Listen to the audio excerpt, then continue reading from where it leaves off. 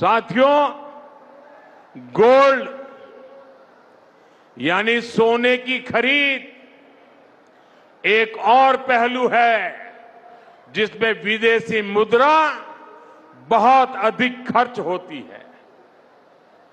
एक जमाना था जब संकट आता था, कोई युद्ध होता था, तो लोग देश हित में सोना दान दे देते थे।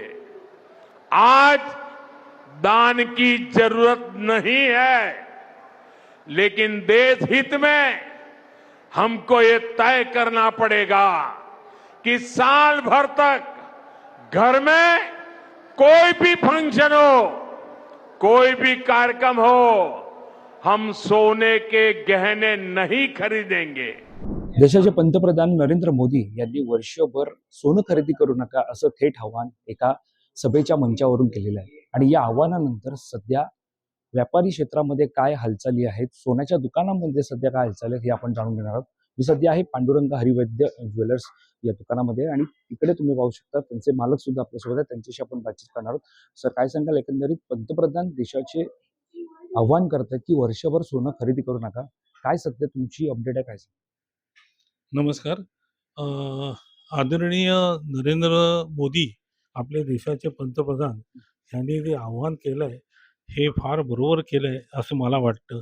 एकंदर जागतिक अर्थव्यवस्था बघितली तर सोन्यामुळे आपली अर्थव्यवस्था फार कोलमडली आहे। तसंच तेलाचे भाव वाढले आहेत, तसं रुपयासुद्धा नीचांकाला पोचलेला आहे, जवळजवळ 96 रुपयापर्यंत तो गेलेला आहे। तर त्या नरेंद्र मोदींनी जो विचार केलेला आहे हा योग्यच केला असं मला वाटतं। आपल्याला पहिल्यांदा देश हिताचं बघणं महत्वाचं आहे, नंतर मग आमचा धंदा कसा चालायचा, काय करायचं हा आमच्या नशिबाचा भाग आहे। परंतु लोकांचे जे आकर्षण आहे सोन्याबद्दल जे आकर्षण आहे हे फार पूर्व कालापासून आहे। त्यामुळे सोनं खरेदी करत राहणारच गिऱ्हाईक, परंतु ग्राहकांनी पण आता विचार करावा। एक अगदी थोडं सोनं जेवढं लागेल तेवढंच घ्या, उगाच घ्यायचं म्हणून घेऊ नका। तसं भाव खूप चढच आहेत आत्ताचे, त्यामुळे सोनं आत्ता खरेदी करू नये असं मला पण वाटतं। आणि आदरणीय मोदीजींनी जो निर्णय घेतला हा योग्य आहे असं मला वाटतं।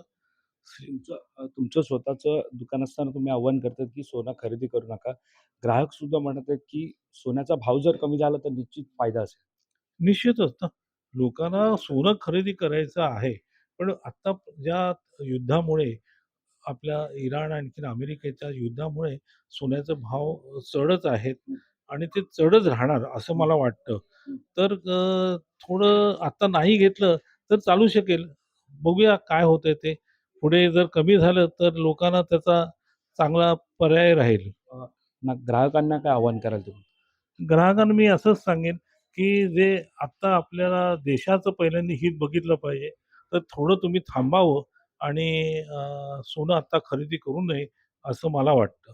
आणखी एका ज्वेलर्समध्ये आलेलो आपण आता, अनिल ज्वेलर्समध्ये, त्यांच्याशी आपण बातचीत करणार आहोत। सर, काय सांगाल, पंतप्रधान देशाचे नरेंद्र मोदी जागतिक पातळीवर आवाहन करत आहे की वर्षभर सोनं खरेदी करू नका, तुम्ही या दुकानाचे मालक आहात, काय सांगाल, एकंदरीत पंतप्रधानांचं आवाहन योग्य आहे? आता त्यांनी पण मोदी साहेबांनी जे आवाहन केलं आहे ते देशासाठी केलं आहे।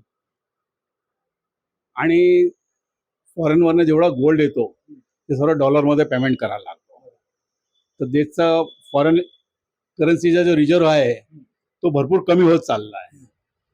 तर त्यांचं माझ्या हिशोबाने आव्हान बरोबर आहे। जास्त जसं सोनं चांदीवाल्यांचा काय होईल, थोडाफार धंदाफार कमी होईल, दुसरा काय फरक पडणार नाही। पण सध्या सोन्याच्या दुकानांमध्ये जे कर्मचारी आहेत, तिकडे काम करणारे आहेत, त्यांच्या बाबतचा काय विचार केला जाईल भविष्यामध्ये जर वर्षभर सोनं खरेदीच केलं नाही? तसं होणार नाहीये। म्हणजे रोजचा पहिले 5 तोळा विकला जात होता, तर 1-2 तोळा विकला जाईल, पण पब्लिक काही कमी होणार नाहीये की बाबा घेणार नाही। 1 तोळाचा बजेट घेणारा गिराक असेल तो 2 ग्राम 3 ग्राम मध्ये घेणार। आणि सध्या दागिन्याची विक्री कमी आहे, कस्टमर मोस्टली कॉईन्सचं डिमांड करतात काय वाटतं इन्व्हेस्टमेंटसाठी. काय वाटतं की सोन्याचे दर कमी झाले पाहिजे ग्राहकांच्या दृष्टिकोनातून? सोन्याचं दर कमी जास्तसाठी मोदी साहेबांच्या हातात काहीच नाही आहे. हे सर्व इंटरनॅशनल मार्केटवर आहे. फॉरेनला कमी झाला तर इंडियामध्ये कमी होईल. लंडन मार्केट आहे मेन, त्यांच्या हिशोबावर हे चाललंय दुनियादारी. एकीकडे पंतप्रधान मोदींचं आव्हान, दुसरीकडे तुम्ही मालक आहात, ग्राहक तुमच्या दुकानात येतात, अनेक ग्राहक आहेत, काय आव्हान कराल? आव्हान तर आता गिराकांना आम्ही काही सांगू शकत नाही. कस्टमर आला, आमचं काम आहे माल दाखवायचा, पटलं तर ते घेऊन जातात, नाही पटलं तर नाही पण घेऊन जातात. एकंदरीत सध्या मोदींचा घेतलेला निर्णय हा योग्य आहे देशाच्या योग्य आहे. मोदीचा निर्णय योग्य आहे देशासाठी, आणि आपल्याला पण देशासाठी तेवढा करायला पाहिजे. आणखी एका ज्वेलर्समध्ये आपण आलेलो आहोत. विक्रम ज्वेलर्स येते, त्यांची प्रतिक्रिया काय, त्यांच्या दुकानामधली सध्या परिस्थिती काय, ती सुद्धा आपण जाणून घेणार आहोत. सर, काय सांगाल? पंतप्रधान नरेंद्र मोदी यांनी आवाहन केलेलं आहे की वर्षभर सोनं खरेदी करू नका, कसं पाहिजे? नाही, आव्हान केलंय तर ते देशाच्या हितासाठीच आहे आणि ते पाळायलाच पाहिजे सगळ्यांनी. तर आमचं एकच थोडंसं सजेशन असं आहे की गोल्ड इम्पोर्ट आहे ते तुम्ही टेम्पररी सस्पेंड करा, जेणेकरून तुम्ही बाहेर काय फॉरेन एक्सचेंज जाणारच नाही.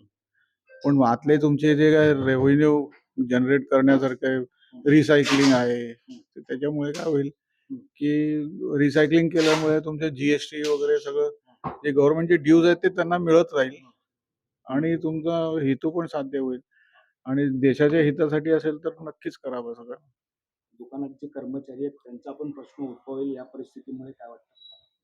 नाही, आता अजून तर काय सांगता येणार नाही. त्याच्यानंतर आता याच्या पुढे समजेल, एक महिना झाल्यानंतर कळेल.